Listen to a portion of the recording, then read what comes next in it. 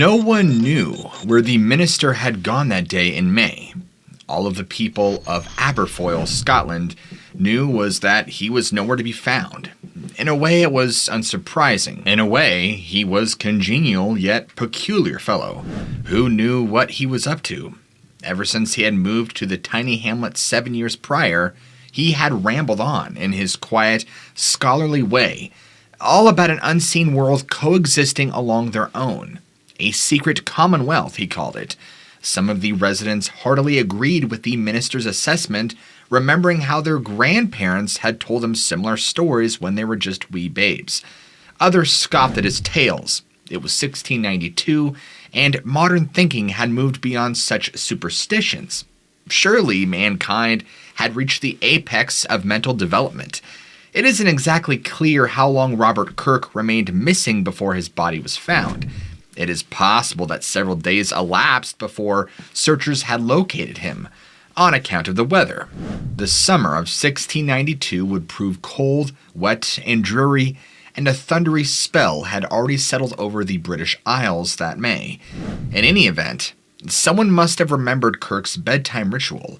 Every evening, he would don his nightgown and climb Doon Hill or Dun Shee, a forested hillock beside his home. Here, Kirk would take in the night air one final time before retiring. It seemed as good place as any to look for him. On May 14th, 1692, Robert Kirk's lifeless body was discovered on that same hill in Perthshire, staring up at the cloudy Scottish sky.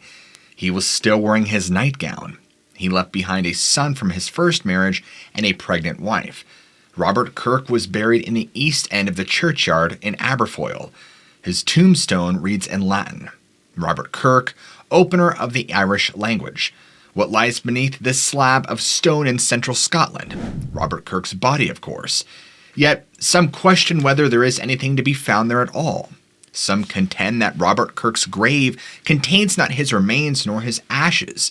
They adamantly state that his tomb is either empty or holds a monstrous copy left behind by sinister powers.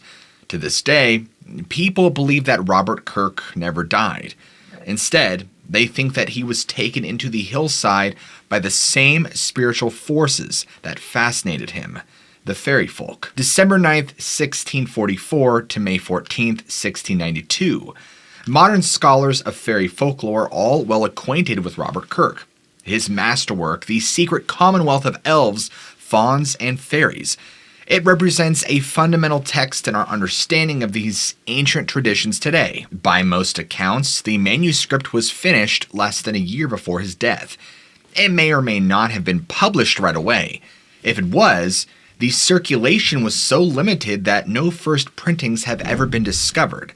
The text was mostly known from references to it in other scholarly works. Either way, The Secret Commonwealth became widely available after its publication by a British publishing house in 1815. Despite his intense fascination with the Celtic otherworld and its inhabitants, Robert Kirk was a Christian through and through. His last name, Kirk, even means church. Robert Kirk was the son of James Kirk, himself an Anglican minister of Aberfoyle. He received theological instruction at the University of St. Andrews in Fife. He was also a very learned man, receiving a master's degree from the University of Edinburgh, if you're from Scotland, or if you're English, Edinburgh. He was the first to completely translate the Scottish metrical psalms into Gaelic, and also completed work on one of the first translations of the Gaelic Bible. In 1664, at around age 20, Robert Kirk became a minister at Balquidder, a small village in Perthshire. 6 years later, he married his first wife, Isabel Campbell, who bore him a son named Colin. She passed away on Christmas Day, 1680. 5 years after his first wife's death, Robert Kirk transferred around 13 miles south to Aberfoyle, his second and final appointment as minister, where his father had once served. He remarried Margaret, daughter of Campbell of 40. They would have a son together as well, though Kirk never lived to see his birth. In spite of this intense and impressive Christian background, Robert Kirk could never escape his connection to the pagan traditions of his native Scotland. This may have been due to the fact that he was a seventh son, a circumstance that many in Europe believed bestowed second sight.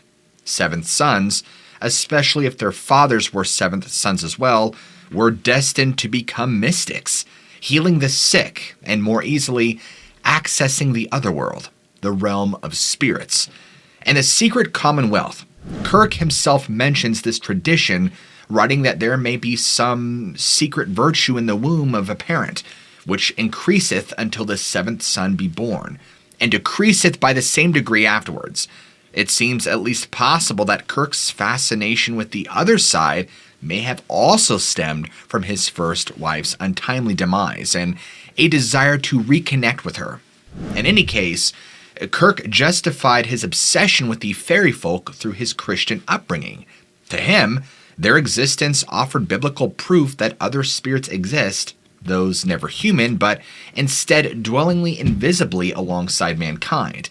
To that end, he became a tireless ethnographer, collecting stories of the Scottish wee folk from all throughout the Highlands.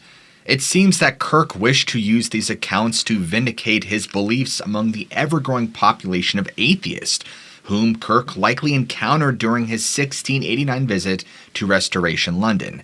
By offering skeptics first-hand accounts of people who had interacted with spirits, Kirk could then open the door to grander claims throughout the Bible. For Kirk, the existence of a spirit world or even fairies was not incompatible with his Christian faith. Over time, however, he came to see the world around him much in the same way that any animist might, as a landscape in which every rock, tree, lake, and river was embedded with spiritual forces.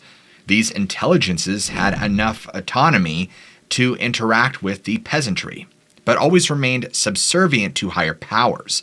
It was these stories that Robert Kirk synthesized into his grand work, The Secret Commonwealth of Elves, Fauns, and Fairies. They would prove to be his undoing.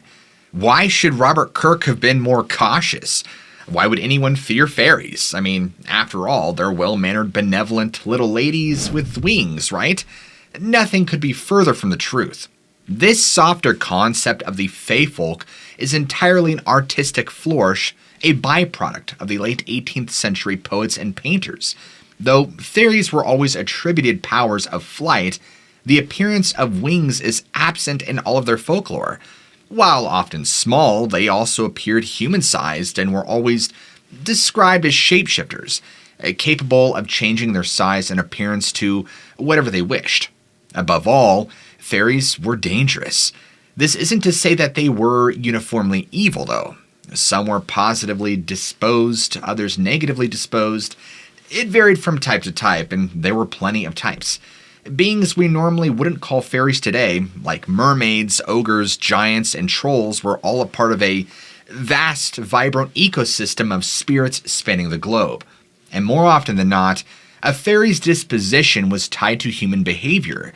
Anyone who treated them with respect or left food offerings out for them overnight was treated well, sometimes enjoying good luck or finding the household neat and tidy in the morning. Anyone offending a fairy, which could be something as simple as mentioning them by name or even watching them without announcing your presence, might find themselves suffering an endless string of bad luck. This could range from the innocuous, like stubbing your toe, to more serious repercussions, like financial ruin, for example, or even illness or death. The debate as to exactly what fairies were, or are, continues to this day.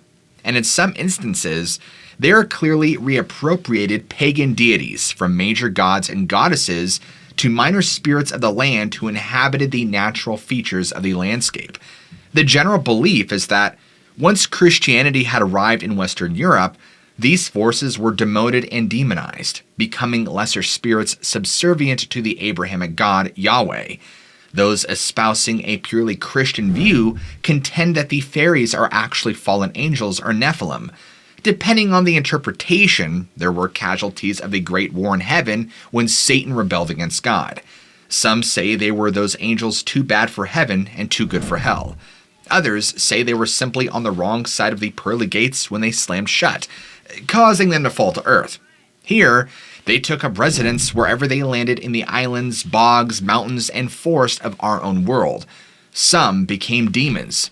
And today, many people think of fairies as nature elementals, spirits tied to the growth of the natural world.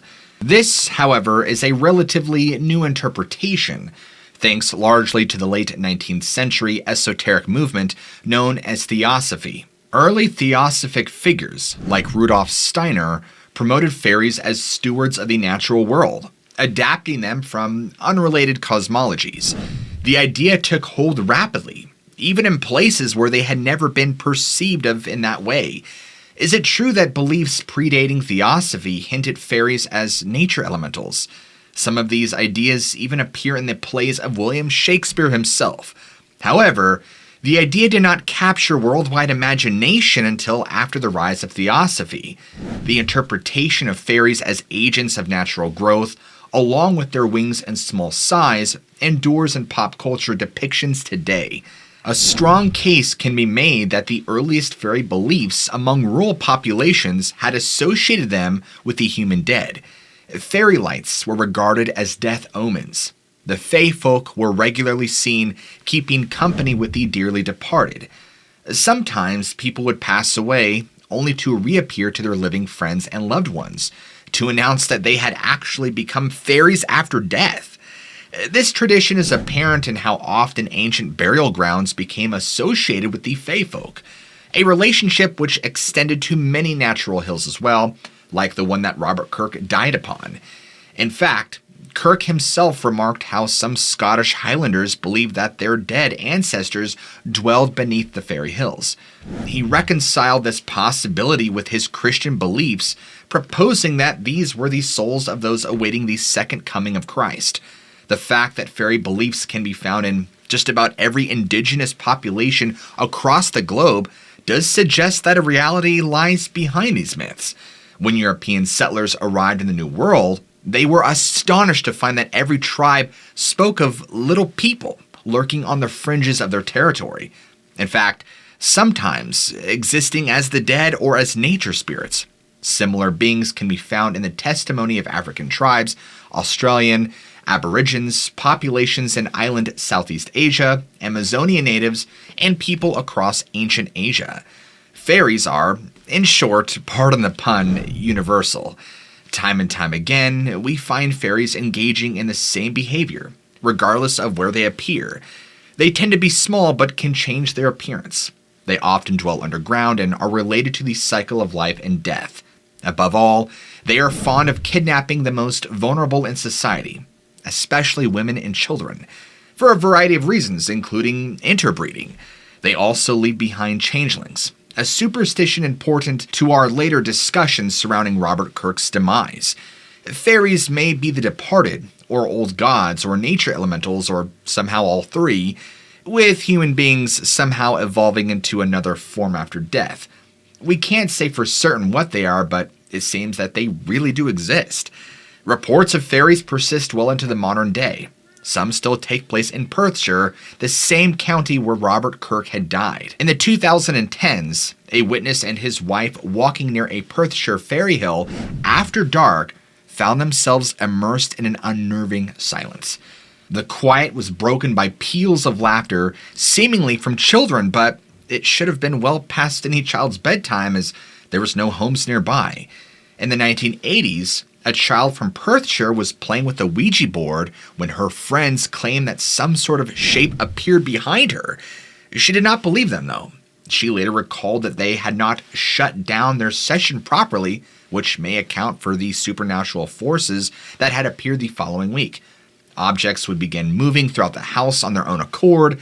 While we normally associate poltergeist activity with ghosts and hauntings today, older traditions often blamed such events on fairies, who were known to toss objects across the room, throwing stones from invisible perches, and rap on the walls and ceilings of homes.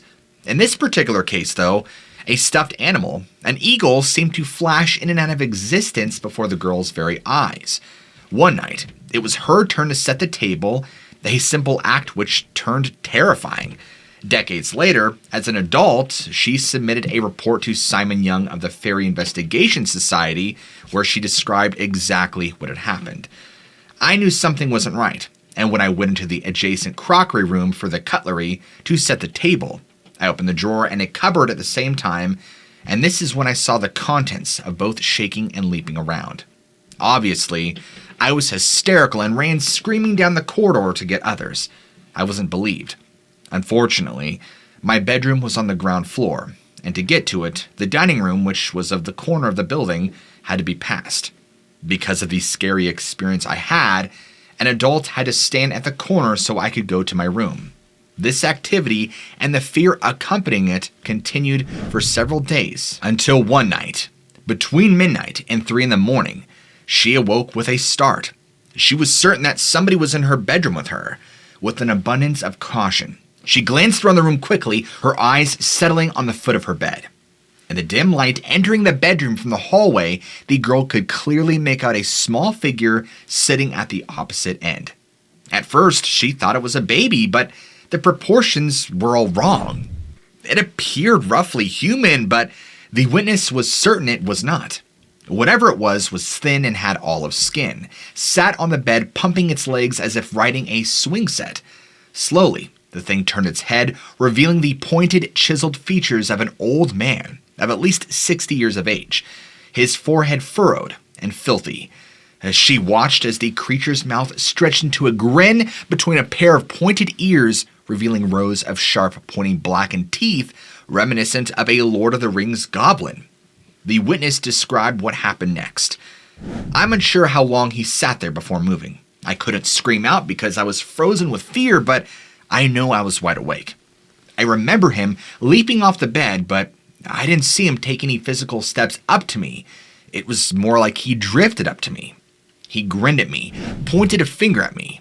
The pigment of the pointed nail was black and it wasn't dirt. Then he disappeared into my bedside cabinet. The witness was uncertain whether or not her experience with the Ouija board had somehow manifested this terrifying apparition. The only thing she was sure of is 34 years later was that she had been wide awake. In adulthood, she revisited the home, which had been converted to a hunting lodge. The new owner told her that the house was haunted.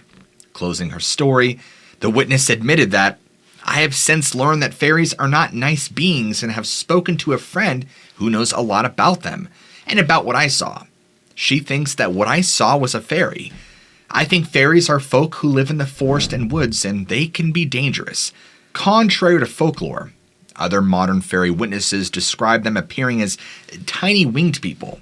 Since this form is absent in the historical record, we are left wondering whether or not supernatural forces can somehow draw upon our cultural expectations, appearing however they choose. In the 2010s, another Perthshire witness, this time a father, endured a few seconds of panic while driving with his wife and kids. It was autumn, and something had bounced into the middle of the road. At first, the father thought it was a sycamore leaf blowing on the wind, until it stopped, suspended in midair before the windshield, and threw a pair of hands in front of its terrified face. And as soon as it had appeared, it was gone, though no impact was noted. In the few seconds that he saw it, the witness described it as a tiny, skinny, naked person, orangish pink in color. He had the impression that it was male, though no genitalia could be seen. It sported a set of butterfly wings, between which sat an elongated head with a flat top. According to the witness, no one else seemed to notice this startling figure as everybody was distracted, immersed in their own electronics. He didn't say a word to them and never told a soul until he shared his sighting with the Fairy Investigation Society. Even though he still doesn't believe in fairies, the father knows that it wasn't an autumn leaf, because leaves don't have bodies and faces and arms and expressions. "I feel quite guilty about it," he had added, confessing he secretly hoped that he hadn't harmed it with his car. "I hope it was okay." These are exactly the types of stories that Robert Kirk was collecting from residents in Scottish Highlands more than 3 centuries ago. Doing so, he compiled a seminal text describing fairy belief in this part of the world. outlining not only the many types of spirits which inhabit the Celtic otherworld, but also their behaviors and best practices for interacting with them. Today, the secret commonwealth of elves, fauns, and fairies is available in a variety of print forms as well as freely accessible online. There are some, however, who feel that the secret commonwealth is too good. Fairies have always been understood as contractually minded beings, adhering to specific guidelines which should never be broken. They are also notoriously secretive, rarely coming forward, and when they do, preferring to remain in the margins of believability. They do not like their secrets being shared. Some suspect that perhaps Robert Kirk drew the attention of the other crowd, as they were sometimes called. Maybe he divulged too much, and the fairies wished to punish him, so to speak. Maybe they simply welcomed him into their realm with open arms. This possibility has led many to believe that it was not Robert Kirk's body that was found on Doon Hill in Aberfoyle in that day in May of 1692. It was a sham, an impostor, a substitute, fabricated by the fairies to merely look like Kirk. According to believers, Kirk's body was a changeling. Changelings are one of the strongest fairy motifs. We see the trope repeated across societies from various continents, ascribed to a whole host of supernatural beings. Depending on the culture, like lake monsters, spirits, devils, and even large hairy hominids, are all believed to steal human beings, infants in particular, and leave behind something else in their place. The history of changelings and how they manifest worldwide is simply too broad of a topic to cover in this video. One of the most comprehensive looks at the subject is Joshua Cutchin's Thieves in the Night, a brief history of supernatural child abductions, which chronicles how the idea of changelings has evolved over time, even manifesting in modern UFO reports. To simplify the topic, changelings occurred whenever the Fae folk abducted a human being. Sometimes the person would disappear entirely, while other times, a substitute would be left behind. This imposter, which may at first be indistinguishable from the original, slowly changes over time, revealing itself as ill-mannered, cruel, or sickly. When children were replaced, they would often become ravenous, but never manage to thrive. Typically, the child, in actuality, the changeling, would waste away and die. Exactly what changelings were is up for debate. Some stories describe them as elderly fairies, others describe them as sickly fairy infants. Still others say that changelings were inanimate objects, often logs called stalks or fetches, disguised and animated by fairy glamour to be indistinguishable from a human child. Many motives were claimed behind fairy abduction, but the most common refrain is that fairies were a dying race. They needed to infuse their bloodline with fresh human vigor. A narrative identical to many interpretations of modern alien abduction. Others claim that the milk from the fairy mothers had no nutritional value and that they swapped out human children for their own so that the fairy infants might enjoy mortal milk. In Scotland, some believed that the fairies needed souls to pay a debt to the devil, and if anyone around them believed that a changeling was present, Key might embark a campaign of torture to drive it away. Suspected changelings were beaten, mutilated, burned, and abandoned to the elements, all in the hope that the abducted person would be returned. The logic behind this was that the fairy folk, seeing one of their own so horribly mistreated, would rush in to rescue the changeling, leaving behind the original child. This abuse has an even darker dimension. At least some changeling stories clearly describe human infants with developmental disabilities. While an exact candidate has never been nailed down, many modern medical historians suspect that a great many changelings were actually sufferers of undiagnosed conditions, like autism. Their abuse, sometimes even their murder, was an excuse to rid the household of an extra mouth to feed, someone who would be in no position to help out in day-to-day labor. Infanticide was once shockingly prevalent in Ireland, where fairy belief endures to this day. To offer a sense of its scope, between 1850 and 1900, more than 4,600 Irish children under the age of 3 were taken out of a population of around 4.5 million. Suffice to say, violence was inflicted at an unprecedented rate, and changeling belief was often employed as justification. Yet the explanation of developmental disabilities in children is only a partial answer to the changeling question. Many stories feature changelings who reveal themselves by speaking full adult sentences aloud, revealing themselves as fairies, not something we would expect from a mortal infant, disabled or otherwise.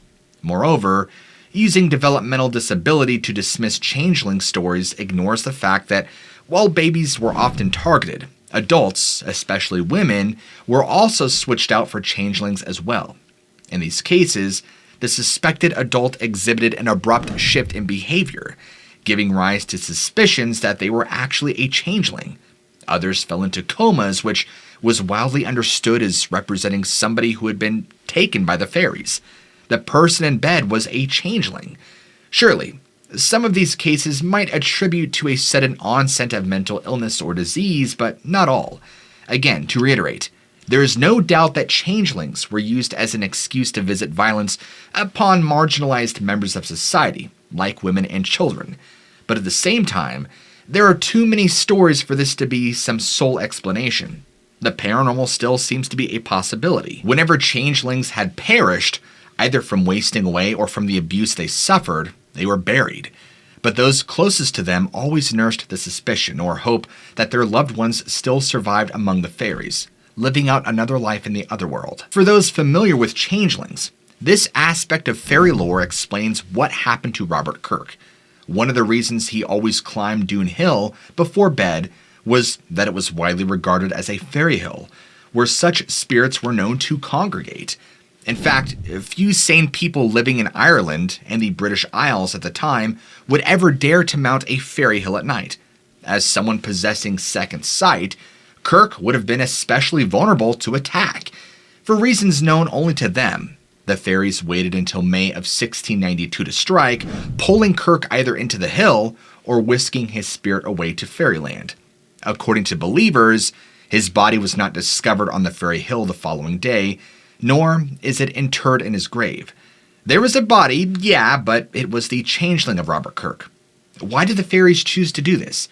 Well, one retelling claims that the Fae folk abducted Kirk because they wanted him to serve as a chaplain to the Fairy Queen, whereas other stories assert that his abduction was simply payback for all the secrets he had shared in the secret Commonwealth. Some feel that the fairies felt betrayed, that his seventh son, gifted with second sight, would devote his life to the Christian God rather than the old pagan ways.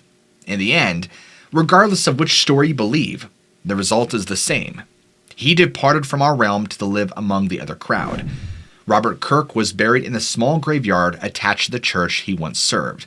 In the centuries since then, doubt has arisen to whether the grave contains his remains, his ashes, a changeling, or simply a pile of stones. It is also said that the only headstone dates to the 18th century, casting further doubt on whether or not he is actually even buried there. Unfortunately, no one has ever been granted permission to exhume the burial to prove once and for all whether or not this is Robert Kirk's final resting place. Kirk's story does not end there, however. He made one last attempt to escape the otherworld, according to those closest to him, of course. Robert Kirk left behind not only the unpublished secret Commonwealth manuscript, but his wife as well. As mentioned earlier, she was with child at the time of his death, and sometime between Kirk's funeral and the birth of his son, he allegedly appeared in spectral form to a relative. The apparition of Kirk begged the witness to speak with their shared cousin, a member of the wealthy land-owning Graham family of Detree. He was to deliver a set of specific instructions, which Kirk outlined. Say to Detree, who is my cousin as well as your own, that I am not dead, but a captive in fairyland, and only one chance remains for my liberation.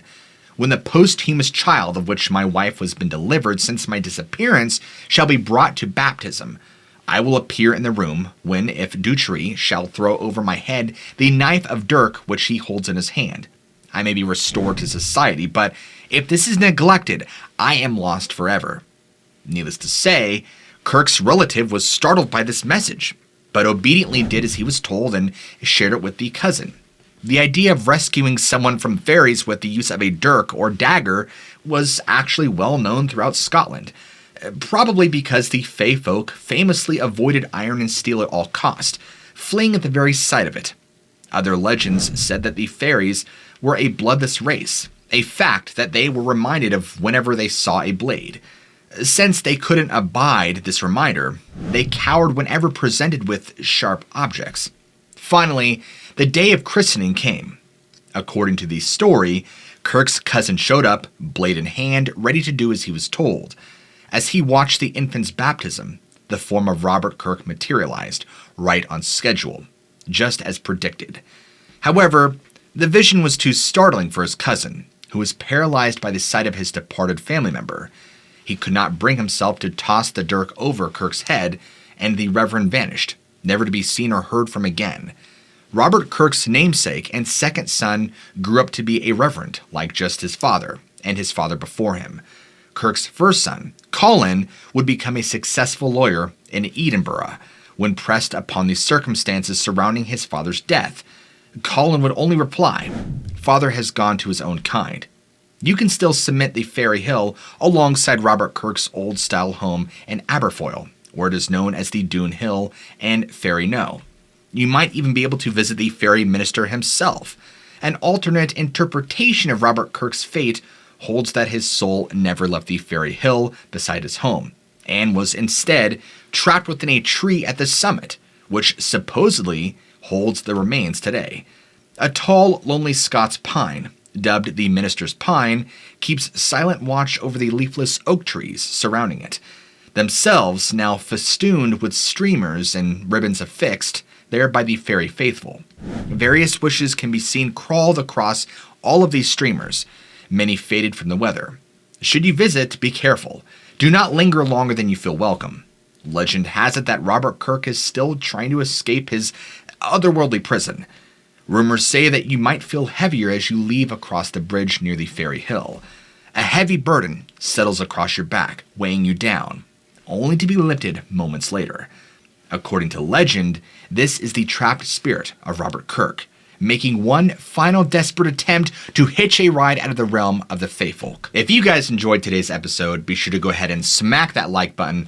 I would love to know your thoughts, opinions, and comments on today's video, and what do you guys think of the Fae folk and Robert Kirk's story? And if you're new to the channel, be sure to go ahead and hit that big ol' red subscribe button and keep your notifications on to let YouTube know every time I release a great new video of storytelling of the mysterious and supernatural. As always, guys, I love you all. Keep an open mind, and I'll check you guys out in the very next episode.